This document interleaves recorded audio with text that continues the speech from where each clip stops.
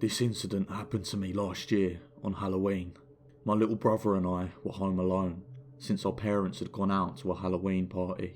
They had tasked us with handing out candy to the trick-or-treaters.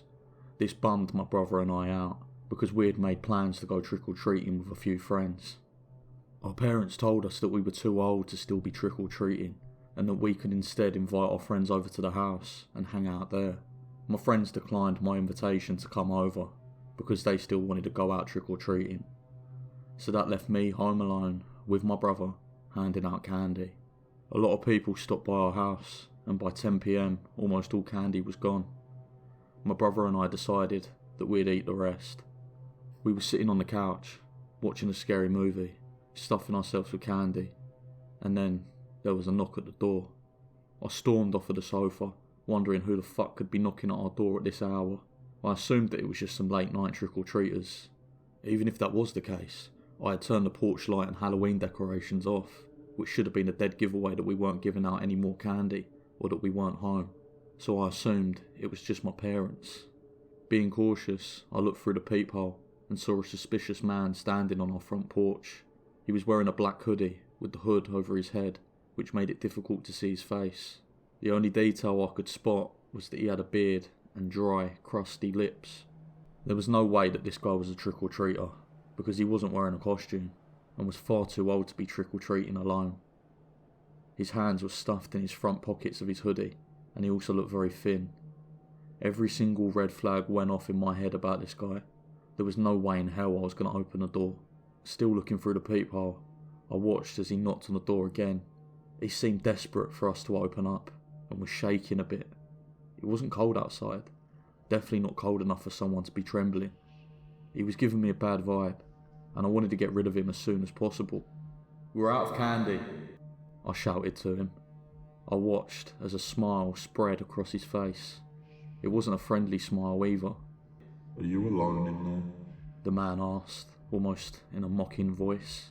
His voice was raspy and dry. "Should I call the police?" my little brother asked me, quietly, gripping his cell phone. The man let out a low grumble and said, "Sounds like you're not alone in there." I continued to watch him through the peephole. His hands were still wedged tightly in his pocket and he was still shaking a bit. I began to wonder if he was armed. I decided to take action and spoke to him in the most intimidating voice I could. "Get the fuck away from my house or I'll call the police," I shouted. His smile faded and he bared his teeth. His teeth were piss yellow and I concluded that he was probably some homeless crackhead. He had a look of fury plastered on his face. Fortunately, he left without trying to break in, probably because he knew I wasn't fucking around. I didn't stop watching him through the peephole though, until I saw him completely off of our property. My brother and I breathed a sigh of relief and decided not to call the police. We were a bit paranoid after this and watched TV until our parents came home. We didn't tell them about the man, since he hadn't really tried to harm us. Now when I think back to this, I wish we'd called the police, because maybe we would have been able to prevent a murder. You see, the next day we found out that the elderly woman who lived a few houses down from us had been brutally murdered. Our neighbour had found her lying on the front porch, covered in blood. She'd been stabbed multiple times in the chest and neck. My brother and I immediately knew who had done it, and we told the police what we saw. They couldn't do much from the information we had given them, since we hadn't really seen many details of his face. They went on a hunt for the man, but to my knowledge, never caught him. I blame myself for that poor lady's murder, because I could have prevented it from happening just by calling the police. I think the most disturbing thing of all of this is the fact that he didn't take anything from the old lady's house. Her home was left untouched, but he could have gone in and taken what he wanted since the door was wide open. This means all he wanted to do was kill. That was his only intention.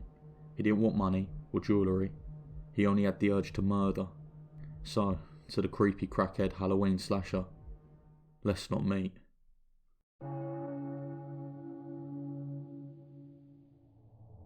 I'm studying abroad, as well as my flatmates here, so we're fairly unfamiliar with the city we're in. This happened a couple of weeks ago, on Halloween night. We'd gone out to some parties that night. I'd been drinking pretty consistently throughout. At about 4 AM, we finally decided to make our way back home. We're three just turned 20 girls in short dresses, and while my two flatmates were fairly drunk, I'd sobered up. Halloween is always a pretty sociable night, and we ended up meeting and joining various parties throughout. So at this point, we found ourselves about a 50-minute walk away from our flat in an area we barely knew. Fittingly, it was very quiet out and foggy as hell. I remember commenting to my friend how it felt like a shot in The Exorcist. We walked through empty back streets for a few minutes, eventually reaching a main road. Being the most sober of the lot, I was basically herding the others. Despite being equally as exhausted, that's not at the top of my game.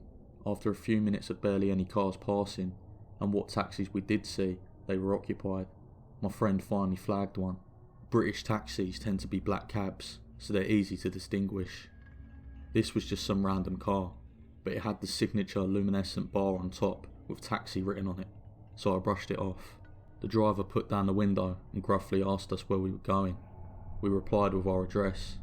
He then asked us how much we were willing to pay, equally as gruffly. Even to my drunk friends, this was weird, but being one of those exceedingly friendly Americans, one kept talking to him. We were all tired after all, and wanted to get home. I was still uneasy though, as we're staying in a very friendly place, and any other taxi driver we had been really friendly, and always tried to wax poetic to the foreigners about the city. We were just about to get in, when I happened to look up at the glowing taxi sign, and noticed how distorted it was. Looking closer, I realised he had just spelled taxi in black tape across it.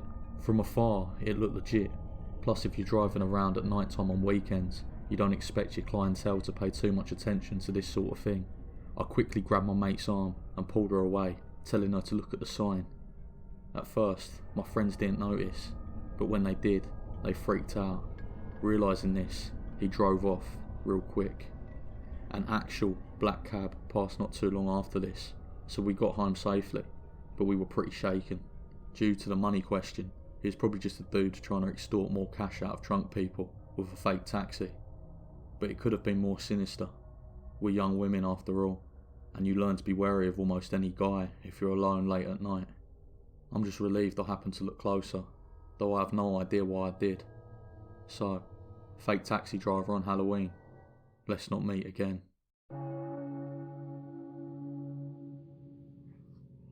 This happened in 2001 on Halloween night to be specific. I was 7. If you want to know my current age, do the maths. My mum helped me to remember this one, so if there are any further questions, I'll ask her as she remembers the night vividly. It was freezing, probably within the 20 to 30 degree range. I was hell bent on going out anyways. I wanted my pillowcase to be stocked full of sweets. I dressed as a cat, not too hard to imagine that. My mum noticed a very tall man dressed in black. My mum said he had black jeans on, black trench coat and a black hockey mask. He had no kids with him, so that was a huge red flag to my mother. But he did have a pumpkin basket to put candy in. He followed us around, house to house. Always stayed back 3 or 4 houses, according to my mum. After 20 or so minutes, she shrugged it off, thinking it was just some really tall kid innocently out trick-or-treating. But the more she said she kept shrugging it off, the more uneasy she became. Now I do remember my pillowcase was only half full and my mum hurrying us home and being super pouty about it. I do not, however, remember my mum putting the house on lockdown after we got in the front door, but she remembers and says she did it very quickly. I ate some candy, brushed my teeth, got into bed. My mum laid down next to me. I remember this and thought it was a little weird since I was sleeping on my own at 7. Now this is where my mum's details really helped me out with the story, as I had no idea until we talked about it earlier. Fast forward to the morning, there was a pumpkin basket full of candy with a note on top that said meow in chicken scratch. On our front porch, right outside the front door, my mum threw out the candy in case it was tampered with, and she burned up the note. Now, what creeps me out is that in the middle of the night, she got up from my bed to recheck the house, looked out the window, and saw him, in our front lawn, staring at the house with the pumpkin basket in his hand. She didn't think he noticed her. She called the police immediately. She briefed the officer on what happened, and the officer said he'd do a few rounds and patrol the area. My mum never heard back from the police that night. or ever, she said. My mum also told me she stayed up the entire night with a pistol in her lap after seeing him in the front yard. Since that night, and up until right now, nothing weird with him has happened again. But as for his intentions, zero idea. So, creepy man dressed in black, let's not meet.